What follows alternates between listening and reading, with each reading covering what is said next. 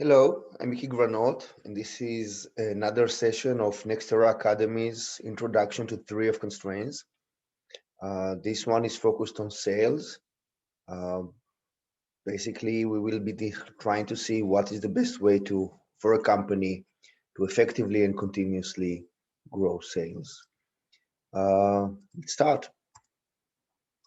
So as a reminder, in our previous session, we talked about marketing, and the role of marketing is to bring relevant market to desire the seller products and or services. Marketing deals with markets, not with customers. So often I see companies where this border is a bit vague, and marketing is actually dealing specifically with unique customers. Marketing deals with market, sales is dealing with specific customers. The role of sales is to convert the demand that marketing was able to generate to customers that are actually buying, to an inflow of money into the seller's company. There are probably always multiple ways of categorizing things. I would like to categorize sales into two groups. An impulsive sale is primarily when you're in the supermarket looking in the shelf and just picking something because it seems nice to you and because you want it just now, or you go into a shop to buy a shirt or even a car, can be impulsive, or thoughtful. Maybe it's not a common way to describe sales categories or buying categories, but what I would like to talk about here is a situation where the buyer is not buying impulsively, is actually going to invest time and effort to think, discuss, uh, deliberate, and make a choice eventually of what you want to buy. We, from a seller standpoint, we call this a major sale, where you cannot affect the decision of the buyer uh, immediately. It will take some time. Normally, maybe it is important to say that when we talk about sales, it is commonly understood as the interface between a company and the market, where we are trying to create inflow of cash into the company. However, selling is an activity that we are all of us, almost all of us, engaged with almost on a day-to-day basis, whether it is in our personal or within our social systems relationships. Every time that we want to persuade others, when you want to persuade others for anything, we are practically selling to them. It may be an impulsive sale, it may be a major sale. If we talk about major sales, this is the focus of this presentation. Now, whether it is in the relationship between a company to its market, or whether it is between individuals within a company or in their personal relationships, the same principles of sales will apply. So what is a major sale? A major sale is a sale that the sales cycle is long. It doesn't end in one meeting and we get the order. Um, the prospect, the decision makers within the prospect organization will not make a decision by their own.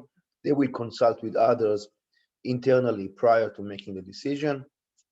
Uh, they require a relationship which is ongoing before, throughout the sales process, and after the sales process is ended with an order.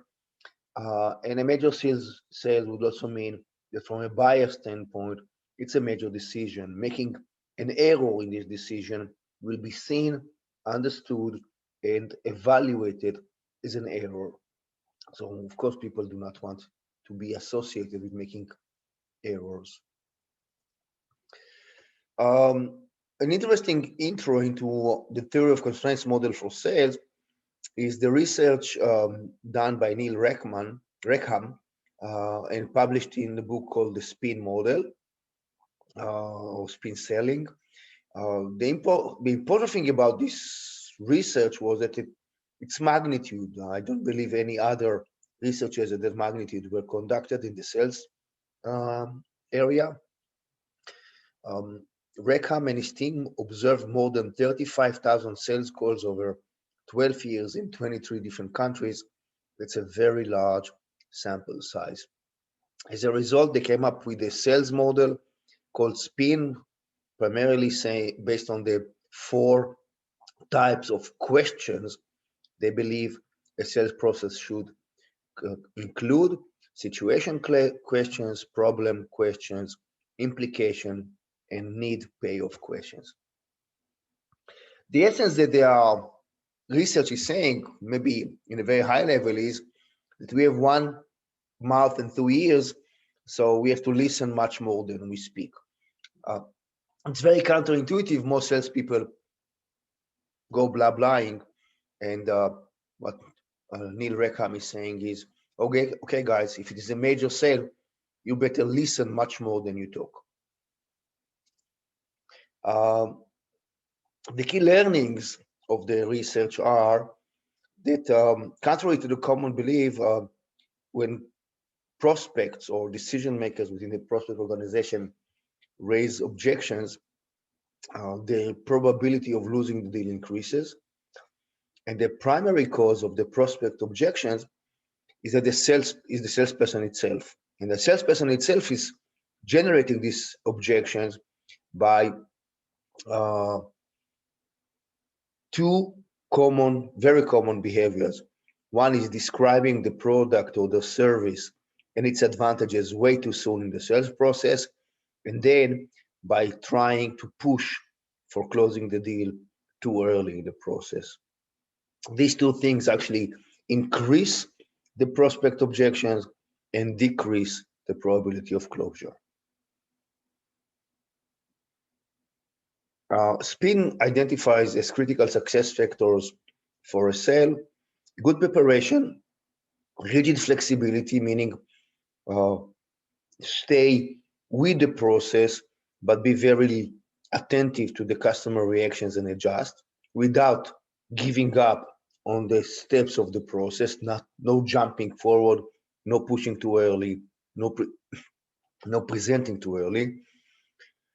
Preventing objections rather than handling them. So be prepared, note the objections, and give the responses before they raise. Be patient, demonstrate benefits, and that should these benefits outweigh any and all buyer reservations in a significant way.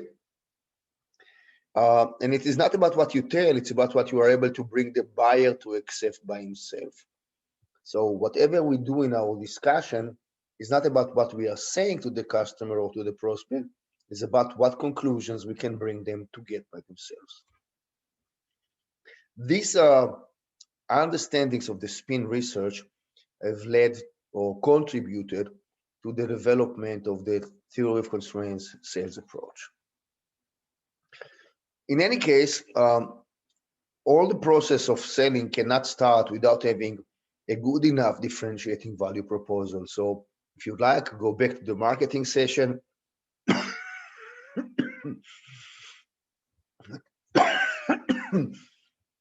To see how to create such a proposal. The next step is to understand that the value proposal cannot sell itself by its own. Doesn't matter how good it is. And sadly, it is very easy to miss-sell it. The two key contributors for mis-selling is, one, the obstacles that the buyer has in making the decision to buy. So within the theory of constraints, we already discussed in one of our previous sessions about a tool called the prerequisite tree. The prerequisite tree enables us to prepare a sales process that can effectively overcome these obstacles. We can see obstacles in two major groups here: systemic obstacles, which, irrespective of what we are selling, to whom we are selling, they will always exist, and specific obstacles, which will exist specifically only in the reality of a company and its market, and even more specific ones in the reality between the seller and the potential buyer. And the second reason why we can mis-sell a good value proposal is because of how the seller is behaving. Following the theory of constraints sales process, communication, if you would like, will provide a good framework to ensure that the seller performance does not jeopardize the sale. Go back to the spin model. Do not present too early. Do not talk too much. Listen and make the buyer understand by himself the benefits that they are going to realize. So what are the systemic obstacles? In the theory of consequence, it is called the layer of resistance or the layers of buy-in. And basically, there are 6 of those identified. There are different versions of these layers of resistance. Some of the ToC experts around the world have modified this basic 6 list to have 7 or 8 or 9, but it doesn't change the essence. The essence say that you cannot provide value to anyone before that someone understands and agrees that there is a problem that can be, and that this problem is actually meaningful to them. Otherwise, where's the value coming from? When they agree on the problem, they may not agree that the problem is a solution at all. So we need to bring them to realize there is such a solution. They may then believe that the solution is solving only part of the problem. We will have to bring them to understand it solves the whole problem. They may then be in a position that they feel that, okay, we have a solution, but it solves an old problem and creates a set of new problems. We will have to bring them to see that, yes, it's true, these new problems are possible. However, the solution does include elements that will block these new problems from really happening. And lastly, they might feel that, okay, we have a good solution. It doesn't create new negatives. However, we cannot really implement it or accept it because of obstacles we might have. And we will have to show them that there is an effective way to overcome those obstacles. These are systemic, they will always appear. This is the nature of human beings. We will always kind of evaluate a proposed solution in this sequence of things. We will do it intuitively, not because we are following a structured process that we have um, learned how to do, but our intuition and experience will lead us through that. Not to mention that if we are experiencing a problem, we probably must have in our mind all kind of ways that we think are the best way to solve the problem, which further enhances the sensitivity of following this process. And again, the right way to follow the process would be through questions and answers. This is part of the obstacles, if you would like, on the left, and the intermediate objectives on the right. So how would the process look like? First of all, it requires us to understand that it is not about us, the selling organization, it's about the buyer. So a good sales process is not, we are like this, we are like that, our product is like that, we walk over there, this is our experience, this is our market presence, this is how great we are. It is about the buyer. So a good salesperson talks very little about him and about the company he's coming from, and focuses most of the discussion on the buyer and their reality. The process is split into steps, and the process is always an objective, and each one of the steps is an objective, and this objective needs to be reached, and the good salesperson will make sure that these objectives are actually realized. And this is done through this prerequisite 3 tool, because it enables us to define all the intermediate objectives required to overcome the obstacles, and also in the sequence that they need to be achieved. So what should we do first? What should we do second? In order to communicate well, each one of these IOs will have to have a set of statements that sets the stage for the discussion, and then a set of questions that the seller would ask, and the buyer within the prospect organization will respond, so that the buyer can eventually come to the conclusions that lead to the IO. Whenever an IO is agreed upon, it is the seller's responsibility to validate the agreement and kind of make it clear, document it, state it again, make it loud and clear that this agreement has been achieved. so that later on, if there is a misunderstanding, we can always come back and say, hey, earlier we agreed on that, let's take it from there and review again. We need to remember that a lot of the discussion happens when the seller is not there. So it will be a good idea at every step of the way, when we walk away and we leave the buyer, to have his internal discussion, to equip him with whatever supporting materials that will help him effectively conduct the internal communications. And we need to remember the effect of bad multitasking. This is something we discuss in the project module, and it is relevant for the salespeople as well. If salespeople are trying simultaneously to handle too many sales processes, even if they will follow the process effectively, it will take too long and will be much less successful. So a good practice of controlling bad multitasking needs to be in place as well. Another critical condition for a good sales process is not to waste the time on the wrong type of prospect. I've seen too many occasions where companies are selling to what you might eventually define as the wrong type of customer. It's a customer that wants the product or the service, willing to buy it and pay for it, but from a business standpoint, is not an appropriate customer. It does not fit the criteria the company should have had for deciding what type of customers they need to sell to. Not anyone that is wanting and willing to buy is someone worth selling to. It's a very important learning. So it is critical to ensure that our efforts, both in sales and definitely after that in operations, are focused on delivering, selling and delivering to the right type of customers. Otherwise, it will turn out to be a waste of both efforts, the selling efforts and the delivery efforts. Lastly, in order to be successful, the theory of constrained sales process identifies the following success factors. We started with selling with the right type of prospect, having, of course, a good value proposal, which is the work of marketing. Then being well prepared. You do not go to a sales meeting unless you are well prepared. You know the decision maker's reality.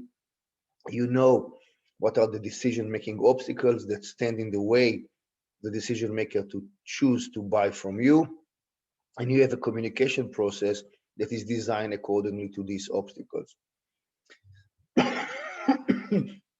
In the execution, you follow the rigid flexibility, which means you do not skip IOs, you do not skip phases of the process, you follow them to the planned structure. You lead through questions, but you focus on listening, not on talking, and you adjust accordingly. So you can't get to a result by just insisting on doing it in one way. If the customer or the prospect has different thoughts, different concerns, listen carefully, adjust your communication, still focus on getting the IOs you need. Make sure you validate agreements on the IOs. The fact that you talked and you feel that they are agreed doesn't mean that they are agreed. It has to be explicit, and be patient. Primarily, never push for the next step in the process. Always you can feel if the process is stuck and you are in IO number 3 and you can't reach IO number 4, you can always say, let's take a break and do some homework and meet again to continue the discussion after we do this or that. And after meeting, you need to provide support, leave supporting materials, follow up effectively, and lastly, avoid bad multitasking. The sales process on the theory of constraints is very much following the spin model in spirit, but it is by far more practical, and as you will see later when we go down into the details of those processes, highly effective and will lead you to grow your sales rapidly and effectively and continuously. Thank you for being with us. As always, any questions, any comments, please feel free to share with us. We are happy to get it. Thank you. Bye-bye.